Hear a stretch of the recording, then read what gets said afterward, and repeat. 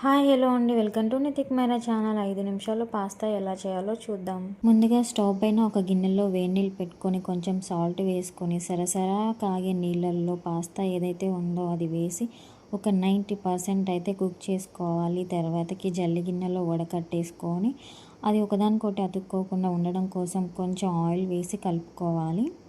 తర్వాతకి అన్నీ కట్ చేసి పెట్టుకొని ముందుగా స్టవ్ వెలిగించి ప్యాన్ పెట్టుకొని ఒక పావు నూనె పోసుకొని వెల్లుల్లి తరుగు, పచ్చిమిర్చి తరుగు, ఉల్లిగడ్డ తరుగు అన్నీ వేసుకొని గోల్డెన్ కలర్ వచ్చే వరకు ఫ్రై చేసుకొని క్యారెట్ తరుగు కూడా వేసుకోవాలి. ఆ తర్వాతకి ఇది వేగిన తర్వాతకి క్యాప్సికమ్ తరుగు వేసుకోవాలి. పచ్చి బఠానీ ఉంటే పచ్చి బఠానీ కూడా యాడ్ చేయండి, చాలా బాగుంటుంది. నేను పచ్చి బఠానీ స్కిప్ చేసి స్వీట్ కార్న్ అయితే వేసాను, ఇది కూడా చాలా బాగుంటుంది. ఒక పెద్ద సైజు టమాటా తరుగు కూడా వేసుకొని బాగా ఉడికించుకోవాలి. టేస్ట్కి తగినంత ఉప్పు, పసుపు, కారం, గరం మసాలా, మిరియాల పౌడర్, చాట్ మసాలా వేసుకొని బాగా కలుపుకోవాలి. ఇందులోకి ఒక కప్పు వాటర్ పోసి బాగా ఉడికించుకున్నామంటే మసాలాలు మంచిగా పడతాయి.